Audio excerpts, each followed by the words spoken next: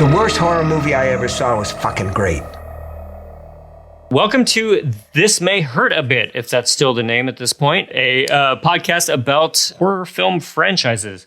My name is James Strayer, and this is... John C. Myers. Yeah, and we're going to talk to you about a film franchise, each episode going one by one through the whole oeuvre. How would you consider a film franchise? How is that different than like a trilogy? I think we talked about this at one point. Yeah, I think a film franchise kind of goes beyond sort of a contained story, but they're usually kind of standalone. There might be a mythos that goes through it all, but generally they're pretty standalone adventures. Yeah, exactly. And like I kind of like I think about just the numbers for whatever reason, and like anything past 3 seems to be a franchise for some reason. And I was trying to think of other examples being like I would call Evil Dead a franchise.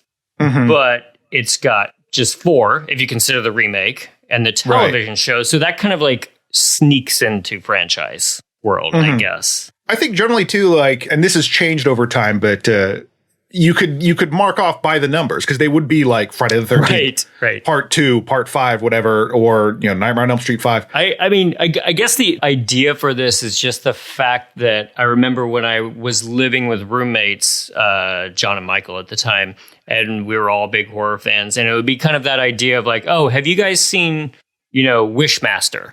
And it was just sort of implied that you were going to watch Wishmaster that night, but then you were definitely going to watch 2, 3, and 4 the rest of the week.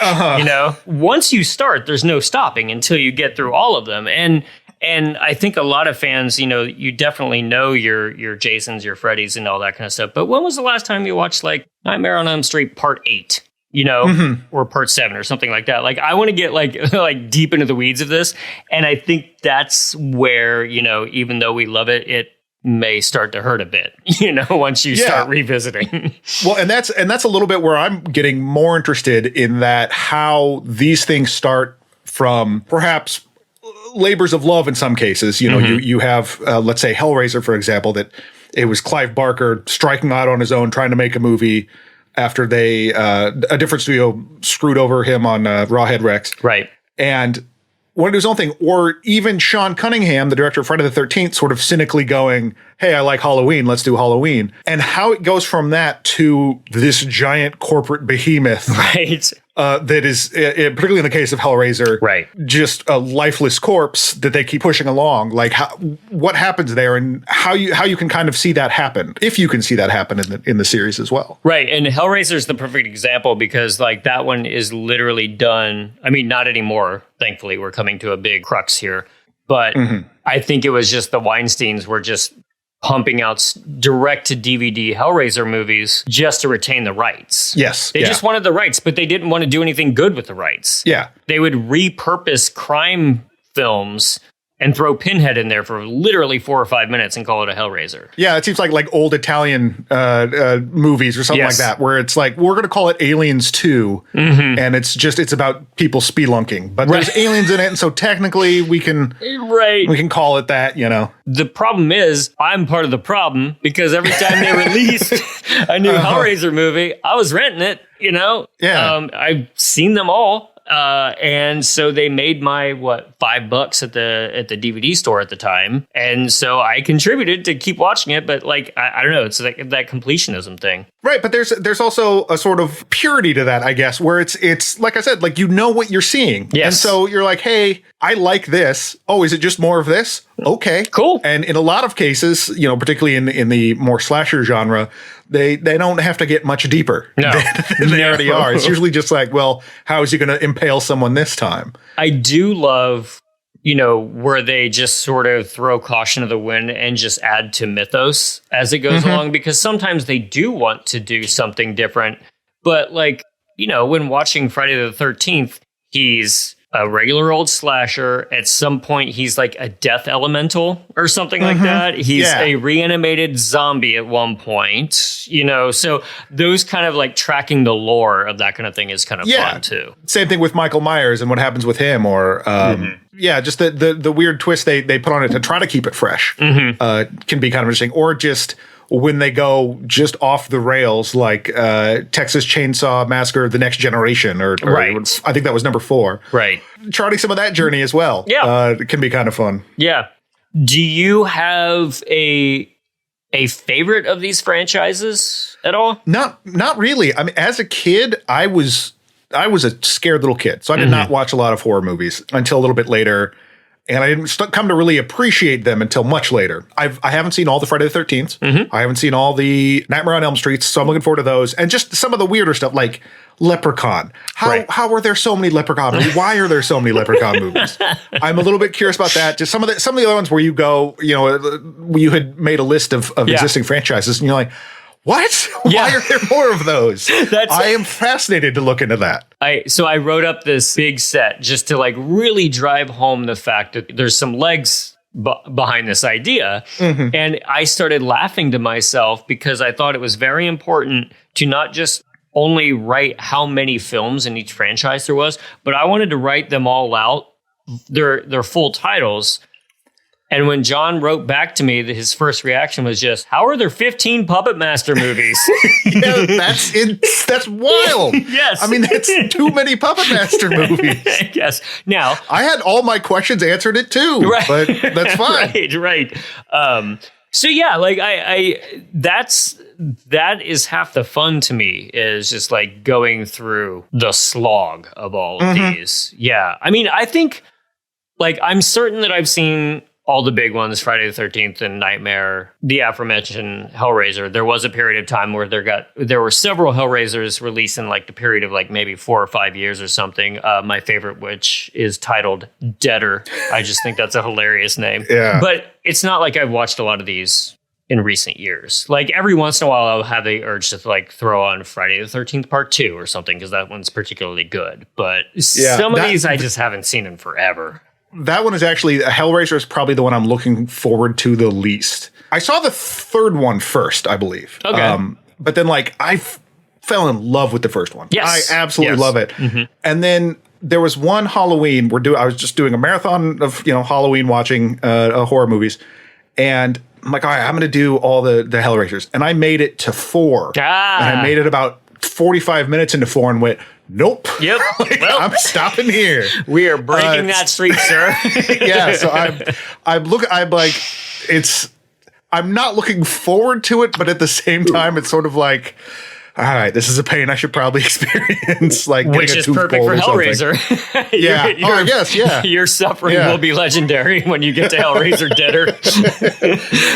No. But again, like, the big thing that I keep wanting to think about too is like when we joke about that, it's still something that I absolutely love, and I want to make sure that there is like throughout all of this, like I keep going back to the famous Stephen King quote, which is something to the effect of, "Even the worst horror movie is still the best thing I've ever seen." Because so like I don't want it to be like another one of those like snarky pile-on shows, but like we can pile on a little bit, but I mean, there's going to be stuff to talk about in that regard. Absolutely. Yeah. But like, this is truly coming from a place of like, I mean, I love horror movies more than like most things out there. So it's just like, but I know that they just like rise and fall, and that's fun to talk about. Even the most hardened horror fans know that there's something kind of amazing about going through that pain of watching all those extra films at the end of the list, Like, I give the horror movies so much more leeway than other kinds of movies. Because I feel like so often horror movies are willing to take giant swings, or just like, particularly when they have like low or no budget, and you see what they're going for, and they're like, oh my God, that's awesome that you try to do that. That's ridiculous. And that can also be, depending on the movie, kind of part of the fun. Yes. Is like how silly some of the gore stuff might be or something like that. So, this absolutely comes from a place of love for these things. I constantly think, like, after I watch a horror movie that didn't quite work, like, in my brain, I remember the effect maybe better than it actually was, because I love that they went for it. And I'm just like, oh, wasn't that's so cool when they did that, even if it doesn't look that good, Yeah. You say that Hellraiser you might be looking forward to the least. I was trying to think if I had a favorite of all these. And Hellraiser is definitely probably my favorite franchise, but it's only the topic of it, or like the style of it and all that. If I had to pick my favorite, I'd probably just go with the old standard of Nightmare on Elm Street, just for all the imaginative stuff that goes on. But Hellraiser, much past 3, is hard to watch, so I can't say it's a good, chunky, good like franchise, you know? But I love those first 3 so much, particularly the first 2.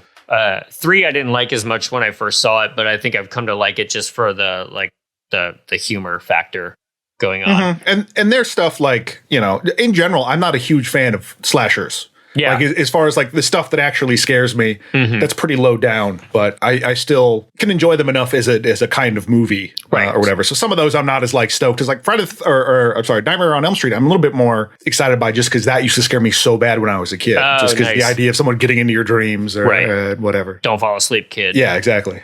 Is there a series that you are looking forward to the most? That you're either curious or like there's a lot of holes in your viewing history? Yeah, I mean, a lot of the big ones, definitely holes in them. And then, some of the stuff where I was more surprised that there's tons of these movies. Yeah. I remember being afraid of the first Puppet Master, and some of that was just how crummy it looks. Right. And that sort of gave it a bit like, you know, you watch the original Basket Case, and it's got this like raw, gritty thing to it that makes it even weirder and more upsetting. But I don't know. So probably just like filling in my movie gaps, knowledge gaps about the big guns, the Friday the 13th and whatever. But and hopefully discovering some fun stuff along the way, or you know, who knows? Maybe I see Deader and I'm like, oh, I get it. Yeah. This is so good. Exactly. Yeah, I mean, do you know how many Children of the Corn films there are? There's at least 6, I think. Because of the one that's 666? Yeah. There are 10. Good God. Yeah. And I think that includes like a remake that's coming out here soon. Oh, wow. I mean, I know I've only seen the first one. There are 10 Children of the Corn films. So, that's like, wild. I want to watch, you know, Children of the Corn, Isaac's Return or whatever, you know, like this is like insane. And are they going to be great? Maybe not. Well, is it the same corn?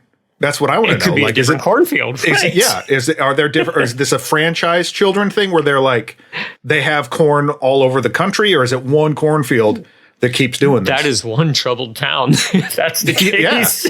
Yeah. You've got 20 hours of murder right there in one cornfield. But yeah, I know that, let's see, 1, 2, 3, 4.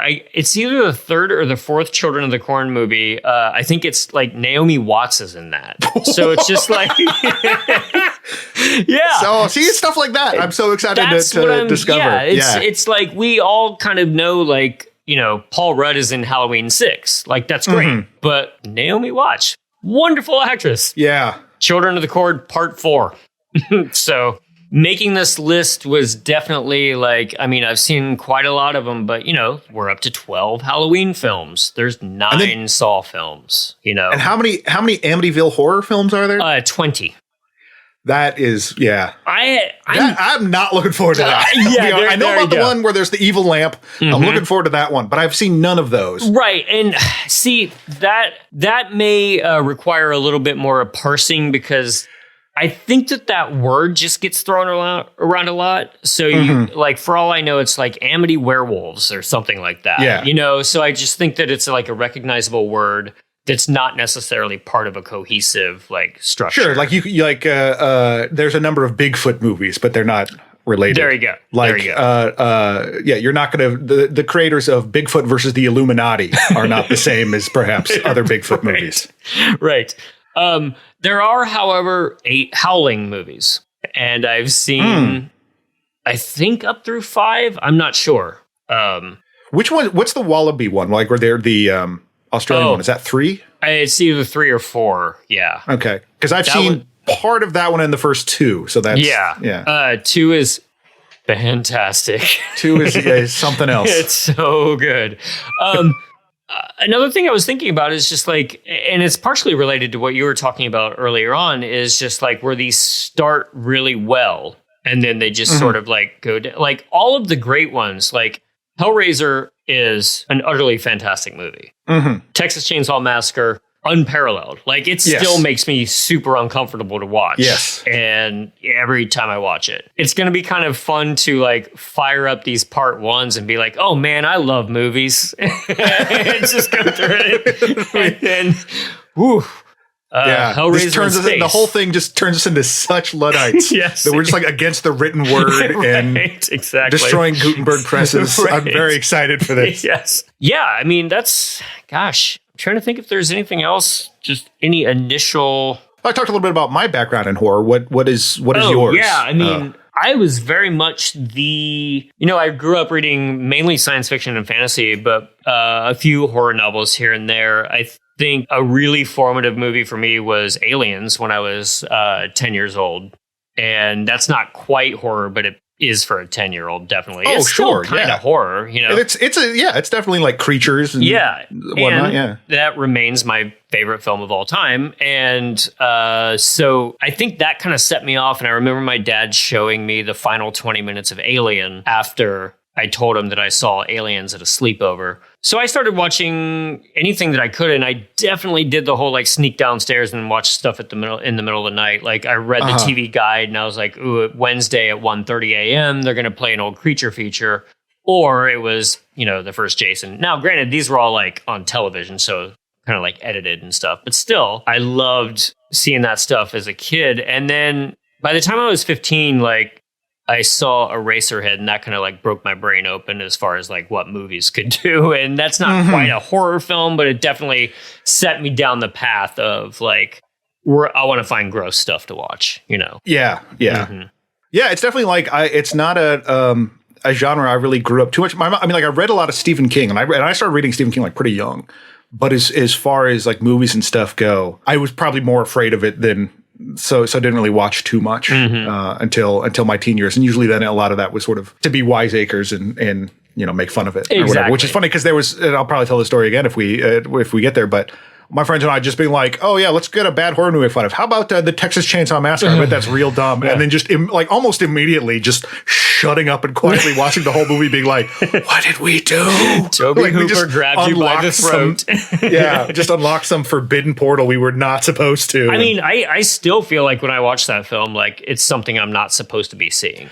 Yeah, it's so, and that's again, like going back to the sort of rough startups of these things, the creation of that is wild. Like they put themselves at such risk and like did so many stupid things. Yeah.